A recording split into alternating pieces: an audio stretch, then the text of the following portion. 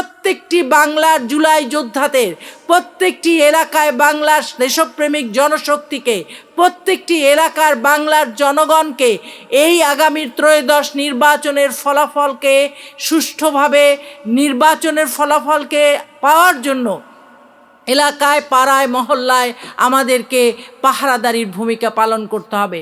শুধু আমরা ভোট দিব না, বরং ভোটের ফলাফল প্রত্যাশিত সে ফলাফলকে যেন আমরা লাভ করতে পারি, সেই জন্য আমরা সৈনিকের ভূমিকা পালন করব। আমরা জানি নিজেরা স্বৈরাচারের সেই করাল গ্রাসের থাবায় আমাদের সেই আশার সেই ফল যেন নিভে না যায়। শাসক শ্রেণী যেন জনগণের উপর নতুন করে পরাধীনতা চাপিয়ে দিতে না পারে, সেই জন্য আমাদেরকে সজাগ, সতর্ক, সাবধান থাকতে হবে। যেটার জন্য আমরা এখনই আশঙ্কায় আছি যে আসলেই কি জনগণ তার দেওয়া সেই রায়ের সুষ্ঠু ফলাফল লাভ করতে পারবে। আমরা সেই আশঙ্কা থেকেই সতর্ক হতে চাই, সাবধান হতে চাই এবং উদ্যোগী হতে চাই। আমরা যে ব্যক্তিকেন্দ্রিক ক্ষমতা চাই না, আমরা মত প্রকাশের স্বাধীনতা চাই। ত্রয়োদশ নির্বাচনের ফলাফলের মাধ্যমে আমরা যেন মত প্রকাশের স্বাধীনতা পাই। আমরা যেন এমন কোনো শাসক না পাই যারা বিরোধী দলকে দমন করবে। আমরা এমন কোনো শাসক চাই না যারা রাষ্ট্রের সকল টুলসকে শুধুমাত্র শোষণের জন্য ব্যবহার করবে এবং তাদের শোষণের হাতিয়ারে রূপান্তরিত হবে রাষ্ট্রের সকল শক্তি। এবং রাজনৈতিক সিদ্ধান্ত গৃহীত যেন না হয় শুধু রাজনীতির যে শাসক, রাজনৈতিক যে শাসক তাদের স্বার্থের কারণে যেন রাজনৈতিক সিদ্ধান্ত গৃহীত না হয়। তাই শোষণের বিরুদ্ধে আমাদেরকে সচেতনতার সাথে আগামী নির্বাচনে ভোট প্রয়োগ, ফল লাভ এবং শাসক পরিবর্তনের কাজে সচেতন হতে হবে। তাই আমরা চাই আমরা সচেতন প্রতিরোধ গড়ে তুলব, চাই একটি সংগঠিত জনশক্তি যারা এই শাসনকে পরিবর্তনের ক্ষেত্রে সবল ভূমিকা পালন করবে, চাই একটি আদর্শবাদী দল যারা দেশের আদর্শকে, দেশপ্রেমিক শক্তিকে ঐক্যবদ্ধ করবে, সকল বিভেদ ভুলে গিয়ে ঐক্যবদ্ধভাবে এই দেশকে, এই দেশমাতৃকার স্বাধীনতাকে, এই দেশমাতৃকার পরাধীনতা থেকে মুক্ত করবে এবং আধিপত্যবাদ থেকে মুক্ত করবে। জুলাই যোদ্ধা সহ দেশপ্রেমিক সকল শক্তির নিরাপত্তাকে নিশ্চিত করবে, যারা ন্যায় বিচার প্রতিষ্ঠিত করবে, যারা গণতন্ত্র প্রতিষ্ঠিত করবে, অর্থনৈতিক মুক্তি আনয়ন করবে এবং নতুন নেতৃত্ব কায়েম করবে। আর তা না হলে এই ইতিহাস আবারও পরাধীনতার ইতিহাসে পর্যবসিত হবে। আমরা তাই বলতে চাই, আমরা চাই জুলাই সনদের সাংবিধানিক অধিকার চাই। আমরা গণভোটে হায়ের পক্ষে রায় চাই। আমরা জুলাই সনদের সাংবিধানিক স্বীকৃতি চাই। শরীফ ওসমান হাদির মতো দেশপ্রেমিক জুলাই যোদ্ধাদের, সকল জুলাই যোদ্ধা সহ দেশপ্রেমিক জনশক্তির নিরাপত্তা চাই, বেঁচে থাকার অধিকার চাই, নিরাপদে দেশের পক্ষে কথা বলার সুযোগ চাই।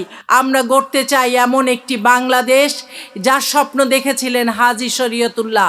আমরা গড়তে চাই এমন একটি বাংলাদেশ যার স্বপ্ন দেখেছিলেন তিতুমির, এবং সেই বাংলাদেশকে আমরা আবার এই দেশের আপামর জনসাধারণ সহ জেনজিদের হাতে তুলে দিয়ে একটি নতুন আগামীর সম্ভাবনাময় বাংলাদেশে পরিণত করতে চাই। বাংলাদেশপন্থীদের বিজয় দেখতে চাই, তারই মাধ্যমে নতুন একটি বাংলাদেশ গড়ে এই দেশকে আবার বিশ্বের বুকে মাথা উঁচু করে লাল সবুজের পতাকা হাতে নিয়ে এই জুলাইয়ের মাসে আবার শপথ গ্রহণ করছি, নতুন একটি বাংলাদেশ গড়ে তুলতে চাই। কৃতজ্ঞতার সাথে স্মরণ করছি 1971 সালে সেই দামাল সন্তানদের, যারা বাংলার হাটে ঘাটে মাঠে প্রতিরোধ গড়ে তুলেছিলেন এবং যারা এই বাংলাদেশকে সত্যিকার অর্থেই অন্যায় অনাচার থেকে মুক্ত একটি বাংলাদেশ অধিকার সহ বেঁচে থাকার অধিকারের জন্য যারা লড়াই করেছিলেন। কৃতজ্ঞতার সাথে স্মরণ করছি বিগত 24 জুলাই অভ্যুত্থানে যারা জীবন দিয়ে আমাদের সেই 71-এর হারানো সেই স্বাধীনতাকে পুনরুদ্ধারের জন্য আরেকবার রক্ত দিয়ে প্রমাণ করেছে বাংলার জাতিকে, বাঙালি জাতিকে দাবিয়ে রাখা যায় না। আর তাই তারা নতুন করে নতুন ফ্যাসিস্টকে বিদায় করে দ্বিতীয় স্বাধীনতা অর্জনে আমাদেরকে সাহায্য করেছিল বুকের রক্ত ঢেলে দিয়ে। কৃতজ্ঞতার সাথে স্মরণ করছি জুলাই গণ অভ্যুত্থানের সেই দেশপ্রেমিক সূর্য সন্তানকে, যে ভারতীয় আধিপত্যবাদের বিরুদ্ধে বাংলাদেশের স্বাধীনতা অর্জনের জন্য এই তফসিল ঘোষণার পরের দিন শরীফ ওসমান হাদি আততায়ীর গুলিতে নিহত হয়েছেন, শাহাদাত বরণ করেছেন। আমরা অনুষ্ঠানের শুরুতেই প্রদর্শন করেছিলাম সেই লেখাটি, যে we are Hadi, we want justice.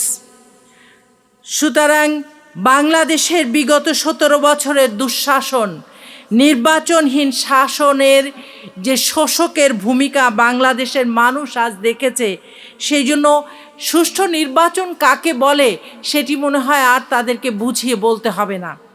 আমরা ভুলে গেছি এমন একটি নির্বাচন যেখানে ভয়ভীতি থাকবে না, যেখানে একজন মানুষ তার নিজের মতকে প্রকাশ করার সুযোগ লাভ করবে, যেখানে একজন মানুষ নিজের ভোট নিজে দিতে পারবে, যেখানে একজন মানুষ তার দেওয়া সেই ফলাফল সত্যিকার অর্থে স্বচ্ছ, স্বাভাবিক, নিরপেক্ষভাবে লাভ করতে পারবে। সম্মানিত অতিথিবৃন্দ, সাংবাদিক ভাইয়েরা, বিজয়ের এই মাসে তাই খুব বেশি মনে করছে মেজর জলিলকে, যিনি একটি স্বাধীন বাংলাদেশের মুক্তিযোদ্ধা হয়েও তিনি মুক্তির সেই স্বাদকে গ্রহণ করতে পারেন নাই।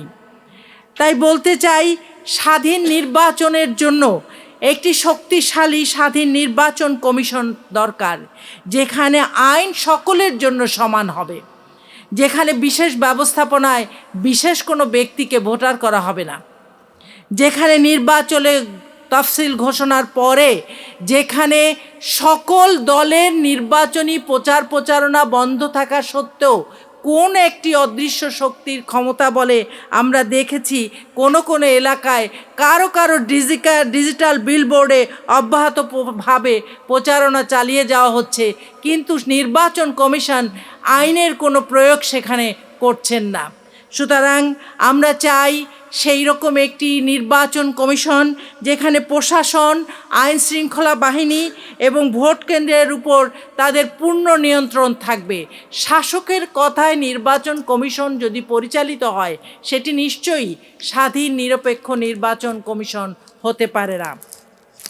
এবং সেই সাথে আমরা চাই যে একটি স্বাধীন নির্বাচন পরিচালনার জন্য দেশি বিদেশি পর্যবেক্ষকদের পর্যবেক্ষণের সুযোগ দেওয়া হোক, যাতে করে যে কোনো অনিয়ম, যে কোনো আইন বহির্ভূত কাজ আইনের আওতায় আসে, ক্যামেরার আওতায় আসে, জনগণের জনসমক্ষে আসে। মেজর জলিলের সেই বিখ্যাত গ্রন্থ অরক্ষিত স্বাধীনতায় পরাধীনতা, যেখানে বলা হয়েছিল বাংলাদেশের স্বাধীনতা উত্তর রাজনীতি, ক্ষমতার যে চরিত্র, ক্ষমতাসীনদের যে চরিত্র এবং জাতির ভবিষ্যৎ সম্পর্কে তিনি তীব্র সতর্ক বার্তা দিয়েছিলেন। তিনি বলেছিলেন, স্বাধীনতা যদি নৈতিকতা দ্বারা, ন্যায় বিচার দ্বারা, আত্মনির্ভরশীলতার মাধ্যমে রক্ষা করা না হয়, তাহলে তো সেই স্বাধীনতা আসলে নতুন পরাধীনতায় রূপ দেয়। যেটি আমরা দেখেছিলাম যে আমরা স্বাধীনতা অর্জন করেছিলাম, কিন্তু আমরা নিজেদেরকে আত্মনির্ভরশীল না করে বিকিয়ে দিয়েছি বিদেশির কাছে, ভারতীয় আধিপত্যের কাছে স্বাধীনতাকে বিক্রি করে দিয়েছি।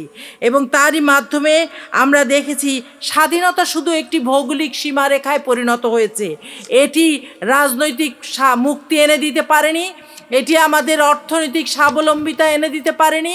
আর তারই কারণে আমরা দেখেছি বাংলাদেশ ব্যাংকের রিজার্ভ চুরি হয়েছে, অসংখ্য ব্যাংকগুলির রিজার্ভ খালি হয়েছে, এবং বাংলাদেশের আপামর জনসাধারণ যাদের খেটে খাওয়া রক্তের সেই অর্থ ব্যাংকে সঞ্চিত রেখেছিল, সেই টাকা এখন তারা ফেরত পেতে বাধাগ্রস্ত হচ্ছে।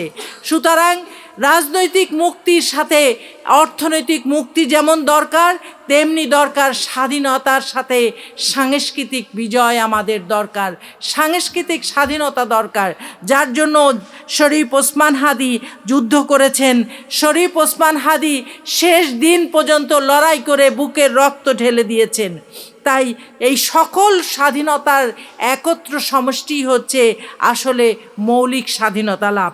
শুধু শাসক বদলালেই আসলে স্বাধীনতা পূর্ণতা পায় না। সেই জন্য আমরা চাই এই আগামীর ত্রয়োদশ নির্বাচনে শুধু শাসকের বদল নয়, বরং গুণগত পরিবর্তন হোক এই দেশের শাসনের, গুণগত পরিবর্তন হোক এই দেশের আপামার জনসাধারণের জীবনমানের, নিরাপত্তা রক্ষিত হোক এই দেশের মানুষের, এবং অরক্ষিত স্বাধীনতার এই পরিণতি যদি আমাদেরকে আর যেন ভোগ করতে না হয়।